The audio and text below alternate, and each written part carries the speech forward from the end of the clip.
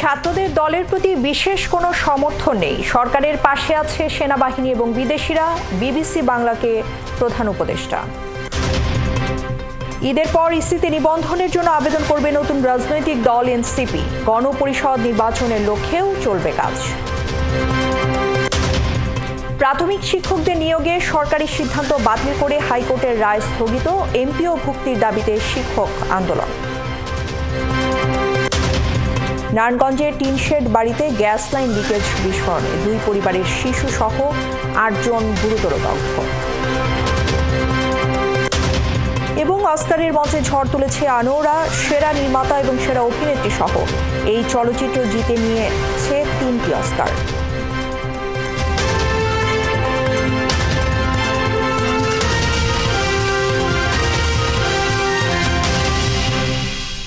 স্বাগত সংবাদ সংযোগে, সাথে আছি আমি ইসরাত আমিন। এতক্ষণ শিরোনাম শুনছিলেন, এবারে পুরো খবর। প্রধান উপদেষ্টা ডক্টর মোহাম্মদ ইউনূস বলেছেন, রাজনৈতিক দলগুলো, সেনাবাহিনী ও বিদেশিরা সরকারকে সর্বাত্মক সমর্থন দিচ্ছে। বিবিসি বাংলাকে দেয়া সাক্ষাৎকারে তিনি আরও জানিয়েছেন, ছাত্রদের দলের প্রতি সরকারের বিশেষ কোনো সমর্থন নেই। বিস্তারিত নূরনবী সরকারের প্রতিবেদনে।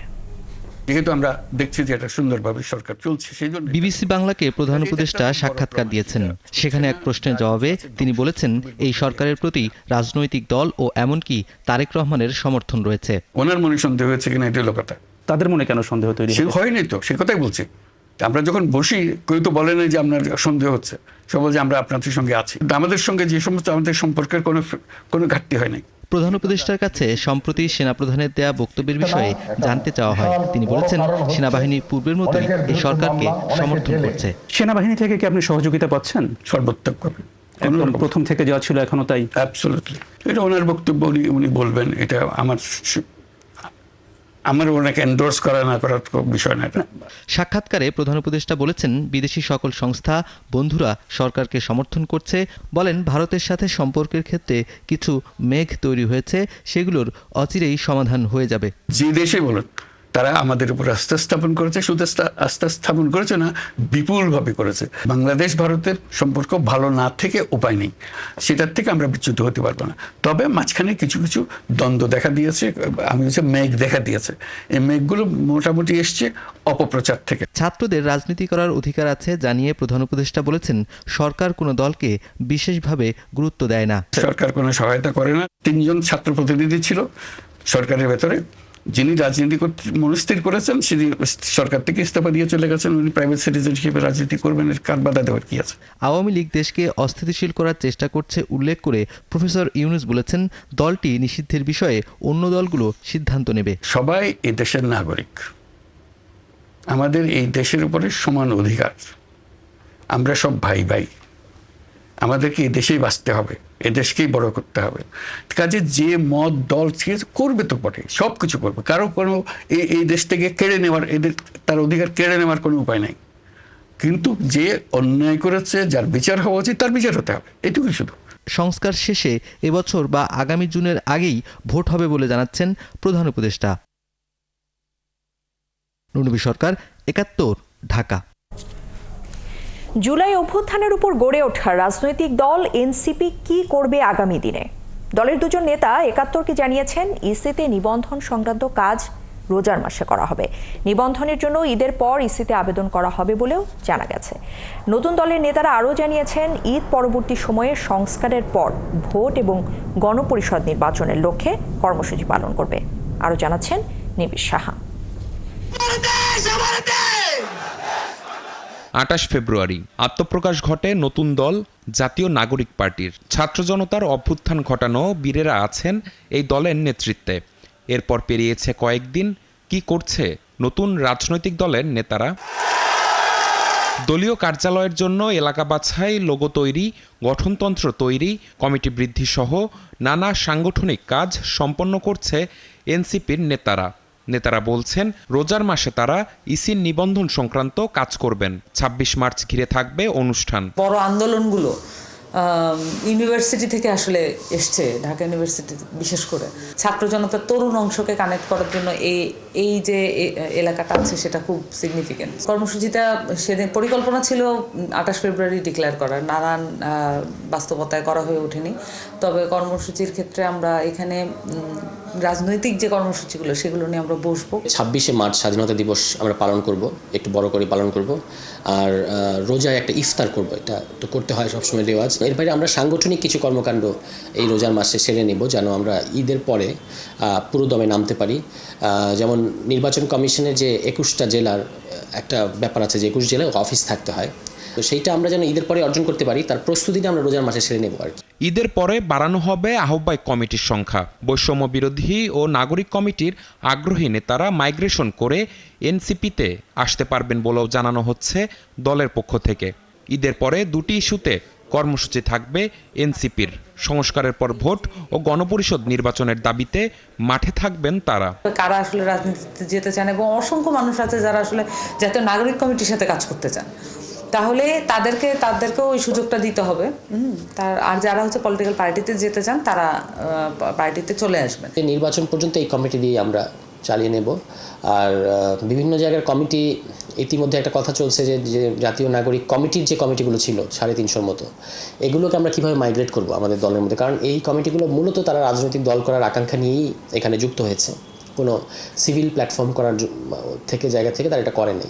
তো সেটা হচ্ছে এখন আমরা মাইগ্রেশনের পলিসিটা ভাবছি। সংবিধান পুনর্লিখনের প্রস্তাব উঠে এসেছে সংস্কার কমিশনের কাছ থেকে।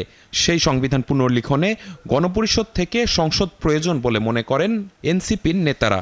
সেই নির্বাচিত গণপরিষদ সংবিধান সংস্কারের পাশাপাশি করবে রাষ্ট্র পরিচালনার কাজ, বক্তব্য দলটির নেতাদের। আমরা এখানে বলেছি বিচার সংস্কার নির্বাচন, পরবর্তী নির্বাচনে একমাত্র উপায় হচ্ছে গণপরিষদ নির্বাচন। আমরা মনে করি যে সকল রাজনৈতিক দলের জন্যই এই নতুন যে সংবিধান এটা প্রয়োজন। সেই নির্বাচনের মধ্যে যারা জয়ী হবে তারা প্রথমে গণপরিষদ গঠন করবে, সেখানে তারা সংবিধান প্রণয়ন করবে অথবা সংস্কার করবে, যে প্রস্তাবগুলো এসেছে তার মধ্যে থেকেই সংস্কার করবে। করার পরে এটা কাজটা তো একটা সময় শেষ হবে, এটা তো আর অনন্তকালের কাজ না, 120 দিন 240 দিন যাই লাগুক, আপনি এটা শেষ করার পরে ওই বডিটাই নিজেদেরকে পার্লামেন্ট হিসেবে ঘোষণা করবে। সংস্কার ও জাতীয় নির্বাচনের স্বার্থে কোনো রাজনৈতিক দলের সঙ্গে মতবিরোধের বিষয়টি গুরুত্ব দিয়ে দেখা হচ্ছে বলেও জানান নেতারা। পরে সংবিধান প্রণয়ন শেষে আপনি। নিবিড় সাহা, 71, ঢাকা। সেকেন্ড রিপাবলিক প্রতিষ্ঠা করতে হলে জনগণের সমর্থন নিয়ে নতুন রাজনৈতিক দলকে নির্বাচিত হয়ে সংসদে যেতে হবে, মন্তব্য করেছেন বিএনপির স্থায়ী কমিটির সদস্য আমির খসরু মাহমুদ চৌধুরী। সকালে কর আইনজীবী ফোরামের নেতাদের সঙ্গে দলের প্রতিষ্ঠাতা শহীদ রাষ্ট্রপতি জিয়াউর রহমানের কবরে শ্রদ্ধা জানানো শেষে এ মন্তব্য করেন তিনি। নির্বাচন যত দেরিতে হবে দেশ এবং গণতন্ত্র তত ক্ষতিগ্রস্ত হবে বলে মনে করছেন বিএনপির সিনিয়র এই নেতা। আমির খসরু আরও জানিয়েছেন, দেশের মানুষের ভোটাধিকার ফিরিয়ে দেওয়ার একমাত্র উপায় হচ্ছে নির্বাচন। সরকার চাইলে এই বছরের জুনেই নির্বাচনের আয়োজন করতে পারে বলেও জানিয়েছেন আমির খসরু মাহমুদ চৌধুরী। সবার যে চিন্তা ভাবনার ধারণা, এটা নিয়ে জনগণের কাছে যেতে হবে নির্বাচনের জন্য, এবং নির্বাচনে গিয়ে তারা যার যার যেটা ম্যান্ডেট নিতে চায় জনগণের কাছ থেকে, এবং সংসদে সেগুলো পাশ করবে। নির্বাচনের দ্রুততা সম্বন্ধে সকলের মনে কি প্রশ্ন যাচ্ছে, এটা যত দেরি হবে দেশ তত বেশি ক্ষতিগ্রস্ত হবে। ভারত এবং বাংলাদেশের মধ্যে গঙ্গা পানি বন্টন চুক্তি পর্যালোচনা করতে যৌথ নদী কমিশনের সদস্য মোহাম্মদ আবুল হোসেনের নেতৃত্বে বাংলাদেশের 11 সদস্যের একটি প্রতিনিধি দল কলকাতায় পৌঁছেছে। ভারত এবং বাংলাদেশের মধ্যকার গঙ্গা চুক্তি বিষয়ক যৌথ কমিটির 86তম বৈঠকে অংশ নিতে সোমবার কলকাতায় পৌঁছান তারা। এরপর এই দল যাবে মুর্শিদাবাদ জেলার ফারাক্কায়। বাংলাদেশের প্রতিনিধি দলের পাশাপাশি ভারতের নদী কমিশনের সদস্যরাও যৌথভাবে ফারাক্কা পরিদর্শন করবেন। সোম এবং মঙ্গলবার ফারাক্কা ব্যারেজের বিভিন্ন অংশে যৌথ পরিদর্শন শেষে বুধবার সদস্যরা কলকাতায় ফিরবে। বৃহস্পতি এবং শুক্রবার কলকাতার একটি 5 তারকা হোটেলে গঙ্গা চুক্তি নিয়ে দুদেশের টেকনিক্যাল কমিটির বিশেষজ্ঞদের বৈঠক রয়েছে।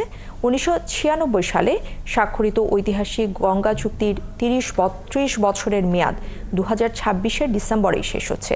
তাই চুক্তি নবায়নে কোনো শর্ত যুক্ত হবে বা বাদ যাবে তা নির্ধারণ করাই এখন সময়ের ব্যাপার।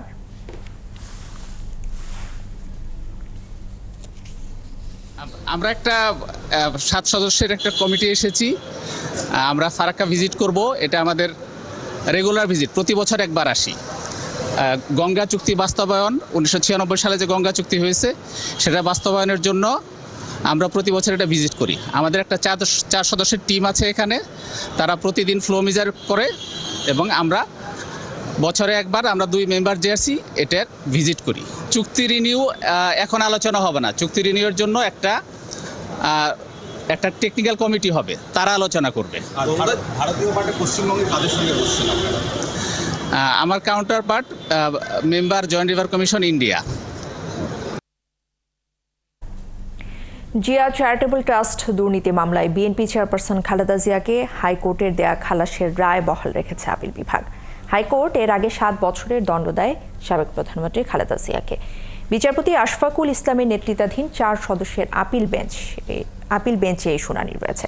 এর আগে গত 23 ফেব্রুয়ারি জিয়া চ্যারিটেবল ট্রাস্ট দুর্নীতি মামলায় খালেদা জিয়াকে খালাসের রায়ের বিরুদ্ধে আপিল বিভাগে আবেদন করে রাষ্ট্রপক্ষ এবং দুর্নীতি দমন কমিশন।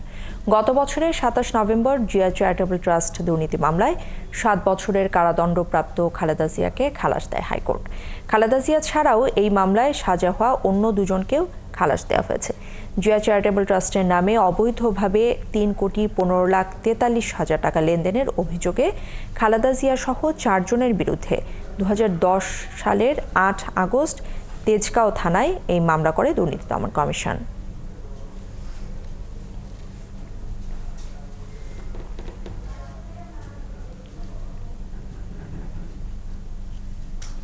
ট্রাস্ট যদি কোনো মিসইউজ হয় সে ট্রাস্টের অনুযায়ী মামলা হবে, ব্রিচ অফ ট্রাস্টের জন্য দুদকে মামলা তো হবে না। সেটাই স্মরণ করে দিয়ে আমরা বলেছি যে আগের মামলাটার মতোই তখন আগে ট্রাস্ট ছিল এবং ট্রাস্টের দায়িত্ব এটা দুদকের কোনো nothing to do. Begum Khaleda অনেক হরের সম্মুখীন হয়েছে, তার এই বয়সে দীর্ঘদিন সেই দেখতে হয়েছে, জেলে থাকা অবস্থায় তার সুচিকিৎসা হয়নি। 6,500 প্রাথমিক শিক্ষকদের নিয়োগ বাতিল করে হাইকোর্টের রায় স্থগিত করেছে আপিল বিভাগ। ফলে তাদের চাকরিতে পুনরায় ফেরত যাবার সুযোগ হচ্ছে। আপিল বিভাগের জ্যেষ্ঠ বিচারপতি আশফাকুল ইসলামের নেতৃত্বাধীন 3 সদস্যের আপিল বিভাগ এই রায় দিয়েছেন। নিয়োগপত্র বাতিল করে হাইকোর্টের রায়ের বিরুদ্ধে করা আপিলের শুনানি শেষে এই আদেশ দেওয়া হয়েছে। গত 6 ফেব্রুয়ারি ঢাকা এবং চট্টগ্রাম বিভাগে সরকারি প্রাথমিক বিদ্যালয়ের সহকারী শিক্ষক পদে উত্তীর্ণ 6,531 জন প্রার্থীকে নিয়োগপত্র দেওয়ায় সরকারি সিদ্ধান্ত বাতিল করে রায় দেন হাইকোর্ট। পরে এই রায় স্থগিত চেয়ে আবেদন করে প্রাথমিক শিক্ষা অধিদপ্তর। গত 31 অক্টোবর সরকারি প্রাথমিক বিদ্যালয়ের সহকারী শিক্ষক পদে 3য় ধাপে ঢাকা এবং চট্টগ্রাম বিভাগের চূড়ান্ত ফল প্রকাশ করা হয়। এতে উত্তীর্ণ হন 6,531 জন। প্রাথমিক শিক্ষা অধিদপ্তরের ওয়েবসাইটে এই ফল প্রকাশ করা হয়। ঢাকা এবং চট্টগ্রাম বিভাগে সরকারি প্রাথমিক বিদ্যালয়ের সহকারী শিক্ষক পদে এরা উত্তীর্ণ হন।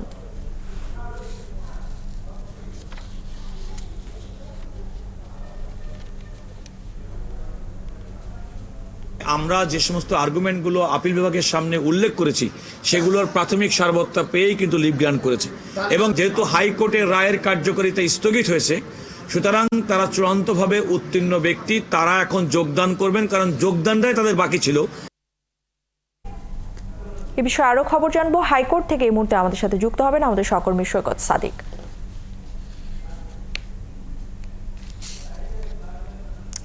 দর্শক, আমরা পরবর্তীতে হয়তো আবারও তার সাথে যোগাযোগের চেষ্টা করব। এবারে আমরা পরবর্তী প্রসঙ্গে যেতে চাই। ঢাকা এবং চট্টগ্রাম বিভাগে সরকারি প্রাথমিক বিদ্যালয়ের সহকারী শিক্ষক পদে উত্তীর্ণ 6,531 জন প্রার্থীকে নিয়োগপত্র দেওয়ায় সরকারি সিদ্ধান্ত বাতিল করে হাইকোর্টের রায় স্থগিত করেছে আপিল বিভাগ। এর ফলে 6,531 জন শিক্ষক নিয়োগে কোনো বাধা থাকলো না। আর শাহবাগে জড়ো হয়েছেন সেই শিক্ষকরা, সেখানে আছেন সহকর্মী নজরুল ইসলাম। নজরুল, একটু জানাবেন কি অবস্থা? শিক্ষকরা তো আসলে নিজেদের পক্ষেই রায় পেয়েছেন, সেক্ষেত্রে আসলে শিক্ষকদের প্রতিক্রিয়া কি, তারা কি বলছেন?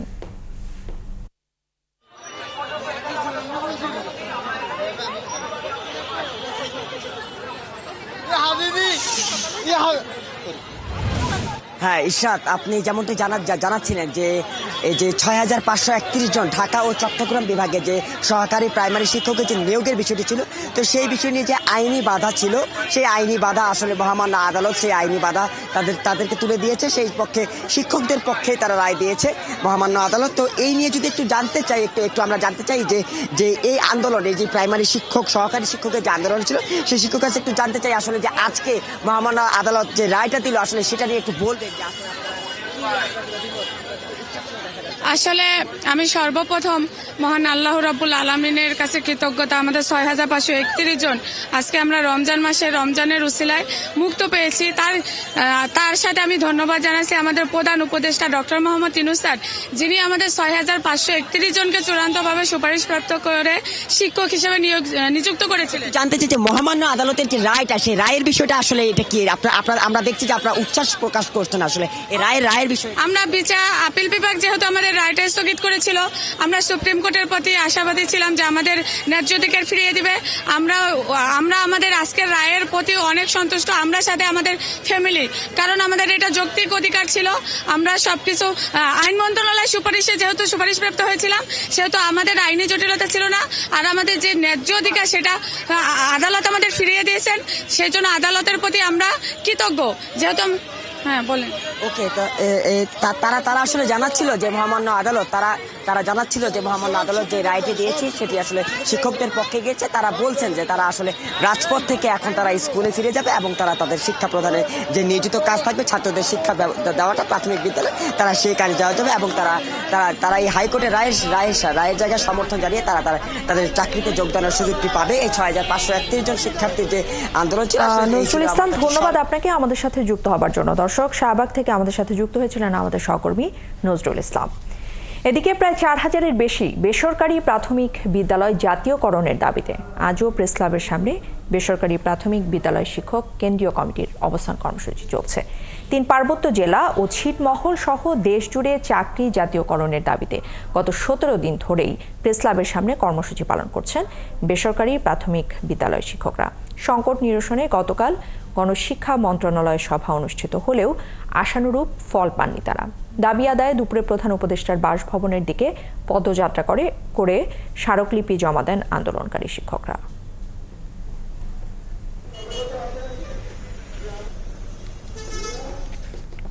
নারায়ণগঞ্জের সিদ্ধিরগঞ্জের ঢাকেশ্বরী এলাকায় একটি টিনশেড বাসায় তিতাস গ্যাস লাইনের লিকেজ বিস্ফোরণে 2 পরিবারের শিশুসহ 8 জন গুরুতর দগ্ধ হয়েছেন।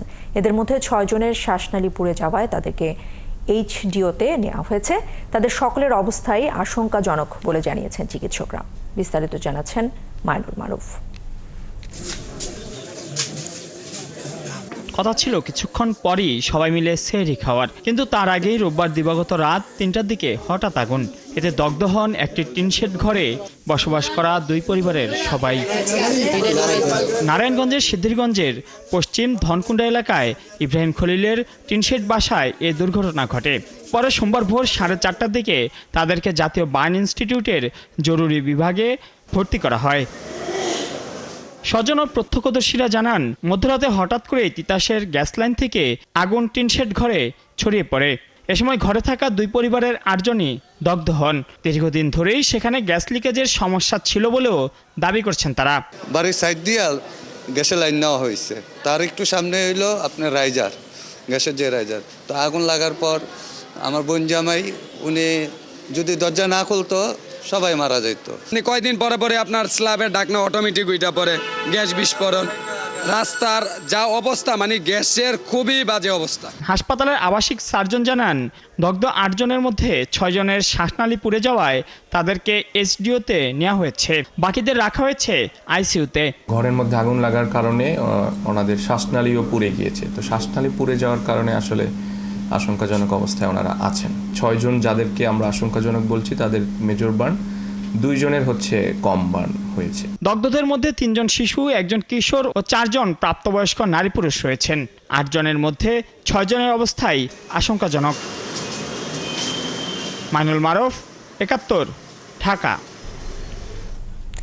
সার্বজনীন স্বাস্থ্য সেবা, চিকিৎসা ব্যয় কমানো, রেফারেল সিস্টেম চালু, অত্যাবশ্যকীয় ওষুধের যৌক্তিক দাম নির্ধারণ সহ স্বাস্থ্য খাতে শৃঙ্খলা ফেরাতে নানান সুপারিশ দিতে যাচ্ছে স্বাস্থ্য সংস্কার কমিশন। জনমুখী, সহজলভ্য এবং বৈষম্যহীন স্বাস্থ্যসেবা নিশ্চিত করার প্রধান ধাপ হিসেবে স্বাস্থ্য খাতে বরাদ্দ বাড়ানোর উপর জোর দিচ্ছে কমিশন। দারিদ্র্যসীমার নিচে বাস করা শতাংশ জনগোষ্ঠীর জন্য সরকারি হাসপাতালে বিনামূল্যে চিকিৎসা এবং পরীক্ষা নিরীক্ষার সুপারিশও থাকছে কমিশনের প্রতিবেদনে। আরও জানাচ্ছেন শাহনাজ শারমিন। গেল 18 ফেব্রুয়ারি 5টি সংস্কার কমিশনকে তাদের প্রতিবেদন জমা দেবার জন্য 31 মার্চ পর্যন্ত সময় বাড়িয়েছে সরকার। এই দিনক্ষণ মাথায় রেখেই কাজ করছে কমিশনগুলো। এর অন্যতম স্বাস্থ্য সংস্কার কমিশন। বিশ্ব স্বাস্থ্য সংস্থার সবশেষ তথ্য বলছে বাংলাদেশিরা তাদের স্বাস্থ্য সেবার 72.5% ব্যয় নিজেরাই বহন করেন। নিজের সর্বস্ব সঞ্চয় সম্পদ খরচ করেই মানুষকে স্বাস্থ্য সেবা নিতে হয়। বিআইডিএস এর তথ্য বলছে এই ব্যয় মেটাতে গিয়ে বছরে অন্তত 61 লাখ মানুষ দারিদ্র্যের মুখে পড়েন। তথ্যগুলো স্বীকার করে স্বাস্থ্য সংস্কার কমিশনের প্রধান বলছেন বাংলাদেশের চিকিৎসা ব্যয় প্রতিবেশী সব দেশের চাইতে বেশি।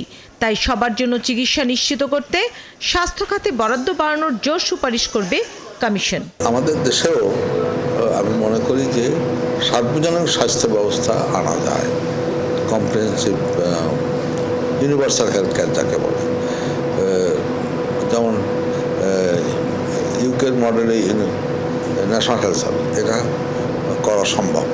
হেলথের বাজেট একটু বাড়াতে হবে।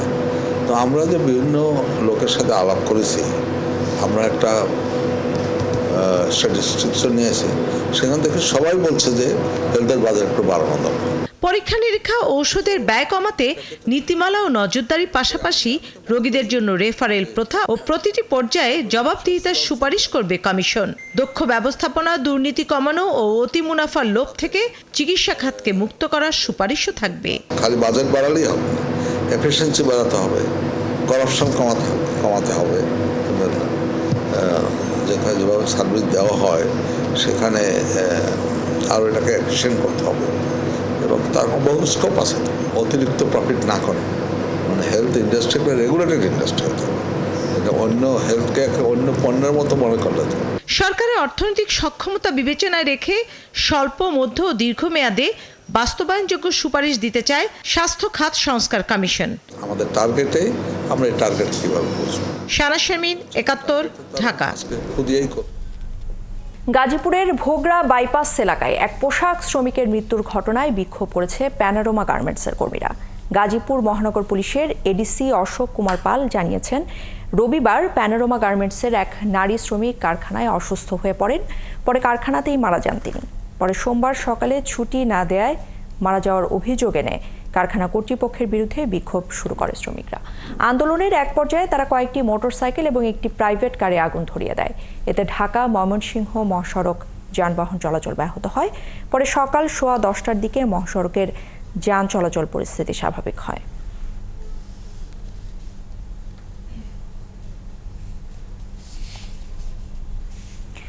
গাজীপুরের কেয়া গ্রুপের কারখানার শ্রমিকদের পাওনা পরিশোধ এবং ছাঁটাই বাতিলের দাবিতে শ্রমিক বিক্ষোভ হয়েছে। কারখানার উৎপাদন কার্যক্রম বন্ধ রয়েছে, সেখানে শিল্প পুলিশ মোতায়েন করা হয়েছে। বিক্ষুব্ধ শ্রমিকেরা জানিয়েছেন, গাজীপুর কোনাবাড়ির জোরন এলাকার কেয়া কসমেটিক্স এবং নিট কম্পোজিট এবং এমপি সোয়েটার্স লিমিটেড কারখানার গেটে বকেয়া পরিশোধ এবং চাকরি থেকে অব্যাহতি সংক্রান্ত একটি নোটিশ লাগানো হয়েছে। ওই নোটিশে নির্ধারিত সময়ের চেয়ে 2 মাস আগেই শ্রমিকদের স্থায়ীভাবে অব্যাহতি দেওয়া এবং আগামী 30 কর্মদিবসের মধ্যে বেতন পরিশোধের ঘোষণা রয়েছে। সকালে এই নোটিশ দেখেই শ্রমিকরা ক্ষুব্ধ হয়ে আন্দোলনে নামেন। তবে কারখানার মানব সম্পদ কর্মকর্তা সাবিনা ইয়াসমিন জানিয়েছেন, আইন অনুসরণ করে ছাঁটাই এবং বেতন ভাতা পরিশোধের ঘোষণা দেওয়া হয়েছে।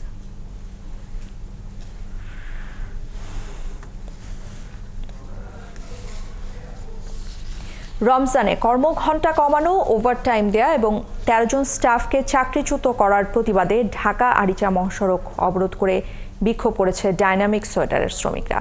সোমবার সকাল 10:30টার দিকে সাভারের উলাইল এলাকায় মহাসড়ক অবরোধ করেন শ্রমিকরা। এ সময় ডাইনামিক সোয়েটারের শ্রমিকরা আশেপাশের কারখানার শ্রমিকদের রাস্তায় নামতে বলেন। পরে কয়েকজন শ্রমিক আল্লিমা গার্মেন্টস লক্ষ্য করে ইট পাটকেল ছুড়ে। খবর পেয়ে সাভার থানা পুলিশ, শিল্পাঞ্চল পুলিশ এবং সেনাবাহিনীর সদস্যরা ঘটনাস্থলে গিয়ে পরিস্থিতি নিয়ন্ত্রণে আনে।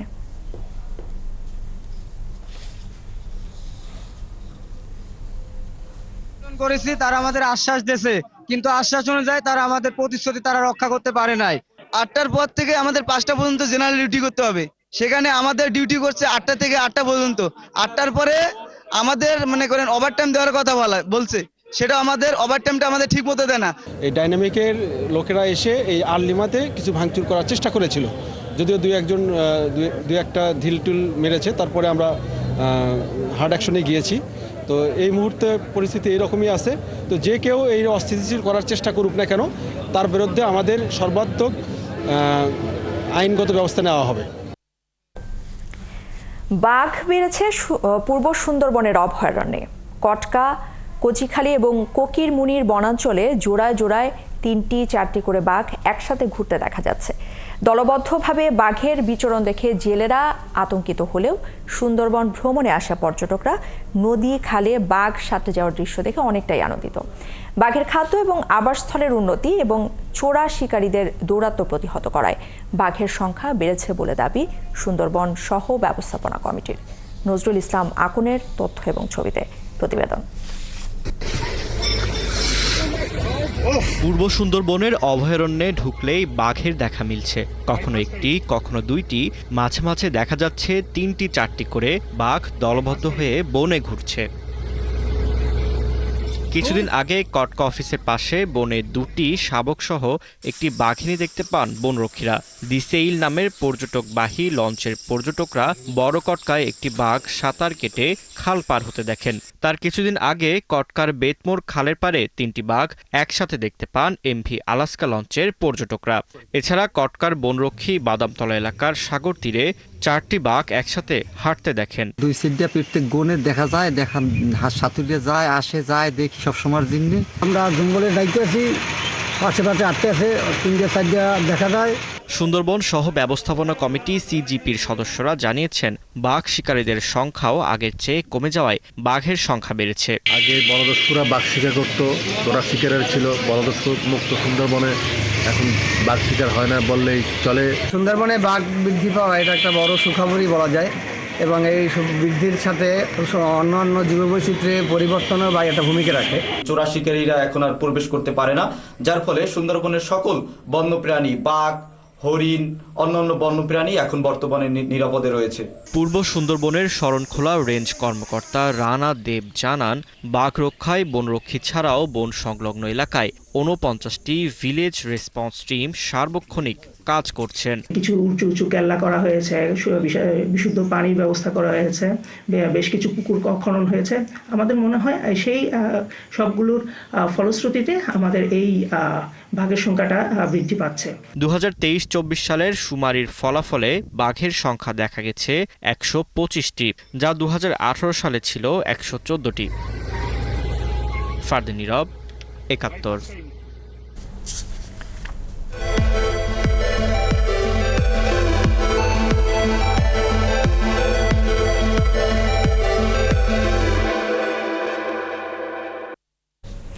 ঈদের কেনাকাটা পুরো দমে এখনো শুরু হয়নি, তবে প্রস্তুত দেশের ফ্যাশন হাউসগুলো। ঈদ উল ফিতরের সময় গরম পড়তে পারে, তাই সুতি এবং আরামদায়ক কাপড়ের প্রতি আগ্রহী ক্রেতারা। ভিড় এড়াতে প্রিমিয়াম পোশাকটা কিনতেই অনেক আগে আগে চলে আসছেন শপিং আউটলেটে। ঢাকায় 8টি এবং দেশের অন্যান্য জায়গায় সারার 8টি আউটলেট প্রস্তুত। বিস্তারিত জানাচ্ছেন সুমনা সুমি। রমজানের আমেজে ঈদের প্রতীক্ষা। নারী, পুরুষ, বয়োবৃদ্ধ সবার কথা মাথায় রেখে তৈরি হয়েছে উৎসবের পোশাকগুলো। পোশাক নিয়ে নারীর উন্মাদনা বেশি থাকলেও সবার জন্যই নতুন নতুন ডিজাইনের পোশাক শোভা পাচ্ছে সারার বাড়িধারা আউটলেটে। ক্রেতাদের চাহিদা অনুযায়ী নজর কাড়া ডিজাইন, রং ও মোটিফের সমন্বয়ে পোশাকে এসেছে বৈচিত্র্য। পরে গেলে চাহিদা মতো পছন্দের পোশাক মিলবে না, অথবা যারা রোজায় আগেই প্রিয়জনের সাথে ঈদ করতে ঢাকা ছাড়বেন, তারা আসছেন শপিং আউটলেটে। গেওয়ার্ডিন দেখবো, শার্ট দেখবো, পোলো দেখবো, যদি ভালো লাগে আর কি নিয়ে যাবো। অল্প সময়ের মধ্যে খুব ভালো একটা ব্র্যান্ড সবার কাছে পরিচিত হয়ে গেছে, সেজন্য আমি সারাতে আসি, আর ডেফিনেটলি কমফোর্টেবল আমার জন্য। পছন্দের শাড়ি পাওয়া যাবে 2000 থেকে 6000 টাকার ভেতর। সারাতে পাঞ্জাবি এবারও চাহিদার শীর্ষে আছে। ওদের পাঞ্জাবি, বিশেষ করে পাঞ্জাবি, পায়জামা সবই ভালো, আমার কাছে পারফেক্ট। সারা ভালো ব্র্যান্ড একটা, তো আমরা নিয়মিতই আসি আমাদের ফ্রেন্ড সার্কেল মিলে। সারা থেকে মেনলি হচ্ছে পাঞ্জাবি, এগুলো টি শার্ট, এগুলো হচ্ছে মেনলি কেনা হয়। হাল ফ্যাশনের সাথে তাল মিলিয়ে সারা এবার এনেছে জ্যাকওয়ার্ড ফেব্রিক্সের উপর জারদৌসির ভারী কাজ করা পাঞ্জাবি, ডবরি ফেব্রিক্সের উপর সুতার কাজ এবং সুতি বা নিলেনের এমব্রয়ডারি করা পাঞ্জাবি, এছাড়াও T shirt, polo T shirt, shirt, pant. Panjabi আমাদের রেঞ্জ 1600 থেকে শুরু করে 3600 টাকার মধ্যে, এবার এখন পর্যন্ত যতটুকু এসেছে, তো আরও সম্ভবত সামনে আরও অনেক ডিজাইনার আসবে। শিশুদের ফ্যাশনে আছে lehenga, three piece, kurti, frock, skirt, tops, Punjabi, shirt, T shirt. Gorgeous কালেকশনও আছে, মসলিনের উপরে, সিনথেটিকের উপরে আছে। তারপরে হচ্ছে গিয়ে frock, lehenga, 2 piece, 1 piece, 3 piece. নিউবর্নের জন্য আমাদের আলাদা কালেকশন আছে। বাবা মা, মা মেয়ে, বাবা ছেলে, এমনকি পরিবারের সবার জন্য ফ্যামিলি সেট বা মিনিমাম সেট এনেছে সারা ফ্যাশন। ক্রেতাদের ভালো সাড়া পাচ্ছেন বলে জানাচ্ছে বিক্রেতারা। প্রাইস রেঞ্জ ধরতে গেলে 3 পিসের ক্ষেত্রে আমাদের 3600 সামথিং থেকে শুরু করে আমাদের 19,900 সামথিং পর্যন্ত আছে। এই রমজানে 4,000 টাকার বেশি কেনাকাটা করলে সারা দিচ্ছে বিশেষ কুপন। লটারিতে বিজয়ী প্রথম পুরস্কার হিসেবে পাবেন royal Enfield Hunter 350 CC bike, দ্বিতীয় পুরস্কার ফ্রিজ এবং তৃতীয় পুরস্কার এয়ার টিকেট। সারা ফ্যাশনের পোশাকের দাম সাশ্রয়ী বলে জানাচ্ছেন বিক্রেতারা। অনলাইন লেনদেনে থাকছে মূল্য ছাড়। সুমনা সুমি, 71, ঢাকা। এদিকে মাহে রমজান উপলক্ষে বিভিন্ন দেশে 1295 জন বন্দীকে মুক্তি দিয়েছে সংযুক্ত আরব আমিরাত। এছাড়া প্রতি বছরের মতো রমজানে নিত্য প্রয়োজনীয় পণ্যে 70% ছাড় চলছে সেখানে। তবে বাংলাদেশে রমজান এলে পণ্যের দাম বেড়ে যায়, তাই ক্ষোভ জানিয়েছেন প্রবাসীরা। সহকর্মী লুৎফুর রহমানের তথ্য ও আমিনুল হকের ছবিতে বিস্তারিত। প্রবাসী বাংলাদেশিদের মধ্যে একটি বড় অংশের বাস আমিরাতে। রমজানে নিত্য প্রয়োজনীয় সব পণ্যে 70% ছাড় দিয়েছেন আমিরাতের ব্যবসায়ীরা। আর আমিরাত সরকারের ব্যবস্থাপনায় স্বস্তি জানিয়েছেন প্রবাসীরাও। রমজান উপলক্ষে সংযুক্ত আরব আমিরাতে প্রত্যেক মার্কেটে ন্যায্য মূল্যে সামান অফার হিসাবে পাওয়া যায় এবং রাস্তায় আনাচে কোনাচে সম্পূর্ণ ইফতার ফ্রিভাবে বিতরণ করা হয়। রমজানে বাংলাদেশে নিত্যপণ্যের দাম বেড়ে যায় বলে বাড়তি চাপে পড়েন বলে জানিয়েছেন প্রবাসীরা। প্রবাসী হিসাবে আমরা রেমিটেন্স একটু বেশি ফাটানি লাগে বা আত্মীয় স্বজনরাও দেখা লাগে, এই হিসাবে যাইয়া দেশের সামানপত্রের দাম অনেক বেশি, একটু খেয়াল নজর রাখার লাগিয়া প্রশাসনের দৃষ্টি আকর্ষণ করলে ভালো হয়। দেশে অর্থনৈতিক ব্যবস্থাপনার কোনো পরিবর্তন আসেনি দাবি করে ক্ষোভ জানিয়েছেন অনেকেই। আমাদের যেই সরকারে আসুক না কেন, কিন্তু আমাদের প্রবাসীদের জন্য কোনো সুবিধা নেই।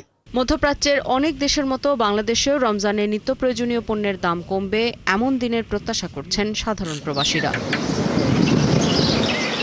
আফসানা শাওন, 71। দর্শক, রাজধানী শাহজাদপুরে একটি আবাসিক হোটেলে অগ্নিকাণ্ডের পর 4 জনের মরদেহ সেখান থেকে উদ্ধার করা হয়েছে। নিহত 4 জনই পুরুষ, তবে তাদের পরিচয় এখন পর্যন্ত পাওয়া যায়নি। সোমবার দুপুর 12:17 দিকে শাহজাদপুরের ভাটারা এলাকায় সৌদিয়া নামের একটি আবাসিক 6তলা হোটেলের 2য় তলায় আগুন লাগে। ফায়ার সার্ভিস জানিয়েছে সোমবার দুপুরে শাহজাদপুরের ভাটারা এলাকায় এই আগুন লাগে। 4টি ইউনিট ঘটনাস্থলে পৌঁছে আগুন নিয়ন্ত্রণে আনার কাজ শুরু করে। পরে দুপুর 1:04 দিকে আগুন নিয়ন্ত্রণে আসে। আগুন নিয়ন্ত্রণে আসার পর ওই আবাসিক হোটেল থেকে 4 জনের মরদেহ উদ্ধার করা হয়েছে। সহকর্মী ফরহাদ মালিক আছেন সেখানে, আমরা চলে যেতে চাই তার কাছে। ফরহাদ, একটু জানাবেন আমাদেরকে যে এখন পর্যন্ত যেটা আমরা জানাচ্ছিলাম যে 4 জনের মরদেহ সেখান থেকে উদ্ধার করা হয়েছে, এরপরে হতাহতের কি অবস্থা এবং আগুন নিয়ন্ত্রণে এসেছে, এখন পর্যন্ত উদ্ধার কাজের কি আছে সবশেষ? এটা 6তলা ভবন, একটু আমি দেখাতে চাই। 6তলা যে ভবনটা রয়েছে, এই 6তলা ভবনে কিন্তু মূলত আগুনটা আসলে লাগে। আগুনের সূত্রপাত ঘটে একটা আনুমানিক 1টার দিকে। এই 1টার সময় যখন এখানে আগুন 12টার দিকে আগুন লেগেছে, আগুনের 12টার দিকে লাগার পর 12টার দিকে ফায়ার সার্ভিস আসে। এই দোতলায় যে জায়গাটা দেখতে পাচ্ছি একেবারে ভেঙে গেছে, এটা আসলে একটা বিউটি পার্লার। এই বিউটি পার্লারই আগুনটা লাগে। আমি যদি একটু ভিতরে গিয়ে দেখাই, বিউটি পার্লার থেকে আগুনের সূত্রপাত, এরপর 2, 3, 4, 5, 6তলা যা রয়েছে, এই 6তলা পর্যন্ত আবাসিক হোটেল। এই আবাসিক হোটেলে যারা ছিলেন তারা সবাই ছিলেন বিদেশগামী যাত্রী। এই বিদেশগামী যাত্রী যারা ছিলেন তাদের যখন আগুন লাগে তখন তারা আতঙ্কে পড়ে যায়। আতঙ্কে পড়ে তারা নিচে যখন আর আসতে পারছে না, যেহেতু দোতলা একটা বিউটি পার্লার আগুন লেগেছে, তারা সবাই উপরের দিকে যাওয়ার চেষ্টা করে। উপরের দিকে যাওয়ার চেষ্টা করার ফলে যখন অতিরিক্ত ধোঁয়ার ফলে আমরা ফায়ার সার্ভিসের কাছ থেকে প্রাথমিক জানতে পেরেছি সাফোকেশনে এখানে 4 জন এখানে মারা যায়। একেবারে ঘটনাস্থলে 4 জন মারা যায় আর 4 জনকে উদ্ধার করা হয়। উদ্ধারকৃত 4 জনের অবস্থা আশঙ্কা মুক্ত মোটামুটি বলা যায়। উদ্ধার কার্যক্রম চালাতে গিয়ে ফায়ার সার্ভিসের 2 জন কর্মী আহত হয়, তারাও প্রাথমিক চিকিৎসা নিয়ে এখন মোটামুটি সুস্থ বলা যাচ্ছে। আমরা এই বিউটি পার্লারটা আপনাদের কাছে দেখা যাচ্ছে, এখান থেকে আগুন লেগেছে। আমরা স্থানীয় সূত্রে যা জানতে পেরেছি তারা বলছে যে মূলত আগুনটা লেগেছে এসি থেকে, একটি বিস্ফোরণের মাধ্যমে আগুনটা লেগেছে। পুরো জায়গায় এখানে আগুন লেগেছে, বিউটি পার্লারে যা যা ছিল সবকিছু কিন্তু আগুন একদম ছাই হয়ে গেছে। তবে বিউটি পার্লার সংশ্লিষ্ট যারা ছিলেন তারা এখনো পর্যন্ত কাউকে পাওয়া যায়নি, কারো খোঁজ খবর কিন্তু আসলে পাওয়া যায়নি। দেখতে পাচ্ছেন বিউটি পার্লারের অনুষঙ্গ যা রয়েছে, বিউটি পার্লারের চেয়ার ফ্রিজ বিস্ফোরিত আসলে সবকিছুই বলতে গেলে এটা একটা ধ্বংসস্তূপ, এখন ধ্বংসস্তূপে পরিণত হয়ে গেছে। যে 4 জন উদ্ধার হয়েছেন জীবিত, তাদের মধ্যে 2 জনের বিদেশ যাওয়ার ফ্লাইট ছিল আজকে। তাদের মধ্যে তারা অসুস্থ আছেন, তারা আদৌ আজ ফ্লাইটে করে বিদেশ যেতে পারবেন কিনা তা বলা যাচ্ছে না।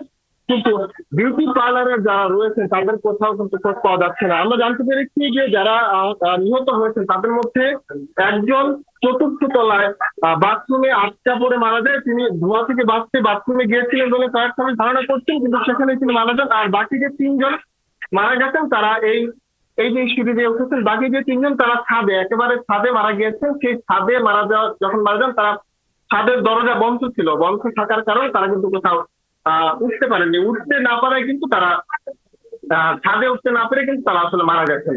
আমরা এতটুকু পর্যন্ত এখন পর্যন্ত জানতে পেরেছি। এর চেয়ে বেশি ছিল তাও আমরা জানতে পারিনি। তবে যারা আহত হয়েছেন তারা বলা যায় মোটামুটি আশঙ্কা মুক্ত। কিন্তু আগুন লাগার ফলে নিচতলায় কিছু দোকান ছিল, প্লাস্টিক সামগ্রীর দোকান ছিল, সেই সামগ্রীর দোকানগুলো কিন্তু ক্ষতিগ্রস্ত হয়েছে। আমরা একজনের সাথে কথা বলেছিলাম, তিনি আমাদেরকে জানিয়েছিলেন তার অর্ধেক দোকানের অর্ধেক যে সকল আনুষঙ্গিক জিনিসপত্র ছিল সেগুলো কিন্তু পুড়ে গেছে। কিন্তু বিউটি পার্লারটা পুরোপুরি ক্ষতবিক্ষত হয়ে গেছে এবং আগুন থেকে বাঁচতে আমরা দেখতে পাচ্ছি যে এখানে আগুন নেভাতে গিয়ে ফায়ার সার্ভিস 2টি ইউনিট এসেছিল, তারা এখানে ভেঙে তারপরে কিন্তু এখানে আগুন নিভিয়েছে। পুরোটা জায়গায় ধ্বংসস্তূপ বলা যায়, একেবারে কোনো কিছু আর বাকি নেই। বাকি তো নেই, পাশাপাশি বিউটি পার্লার সংশ্লিষ্ট যারা ছিল তারাও পুরোপুরি ভাবে পলাতক। এখন পর্যন্ত আমরা জানতে পারিনি যারা আহত হয়েছেন বা যারা নিহত হয়েছেন তাদের আত্মীয় স্বজনরা কোথায় আছে সে বিষয়ে জানা যায়নি। আমরা একটু দেখাই, এটা একটা বাথরুম, এই বাথরুমটা কিন্তু বিউটি পার্লারের বাথরুম পুরোটা পুড়ে গেছে। একটা মরদেহ এখানে রয়েছে, এটা 4র্থ তলার মরদেহ ছিল, বাকি যে মরদেহগুলো সেগুলো একেবারে উপরে রয়েছে। ফায়ার সার্ভিসরা খুবই দ্রুততার সাথে কাজ করে তারা কিন্তু আগুন নেভাতে সক্ষম হয়েছে। আগুন নেভানোর পর এখনো পর্যন্ত উত্তপ্ত, যেহেতু একটি আবাসিক এলাকা, একটি ভবন, যেহেতু 6 তলা ভবন, এখানে একটু আমরা বলতে পারি যে একটু আসলে সংকুচিত একটা ভবন। এখানে একটা মাত্র সিঁড়ি, একটা হোটেল রয়েছে, কিন্তু ইমার্জেন্সি ল্যান্ডিং এ, ইমার্জেন্সি এক্সিটের যে সকল সিঁড়ি বা যে সকল থাকার দরকার তা কিন্তু এখানে নেই, পুরোটাই কিন্তু এখানে বন্ধ। শুধু একটা সিঁড়ির মাধ্যমে যেতে হচ্ছে। আমরা যেই বিউটি পার্লারের কথা বলছিলাম, এটা এই বিউটি পার্লার গোল্ডেন টিউলিপ নামে যে বিউটি পার্লার রয়েছে, এই বিউটি পার্লারটা। তবে এখানে আমরা এই নাম্বারে ফোন দিয়েছি, ফোন দিয়ে আমরা তাদের সাথে তারা সবাই কিন্তু পালিয়ে গেছেন এবং কাউকে খুঁজে পাওয়া যাচ্ছে না। দুজন ফায়ার সার্ভিসের কর্মী আহত হয়েছিল, তবে প্রাথমিক চিকিৎসা নিয়ে তারা করছে। যখন আগুন লেগেছে ধোঁয়ায় তারা বাঁচতে না পারে, তারাও কিন্তু দোতলা থেকে তারা লাভ দিয়ে কিন্তু নিচে নামে, কিন্তু এখন পর্যন্ত তারাও আমরা বলতে পারি যে মোট 4 জন মারা গেছে, একজন তলায়, বাকি 3 জন মারা গেছে একেবারে তাদের সিঁড়ির সামনে গিয়ে নামতে না পেরে। 4 জন আহত হয়েছে, 4 জন ছাড়াও 2 জন চিকিৎসা কর্মীও কিন্তু এখানে আহত হয়েছে। আমরা বিস্তারিত সবকিছু জানতে পারবো ফায়ার সার্ভিসের মাধ্যমে। ফায়ার সার্ভিস কথা বলি আমরা দেখতে পাচ্ছি ফায়ার সার্ভিস এখানে সার্বিক বিষয়গুলো নিয়ে আমরা জানাতে পারবো এবং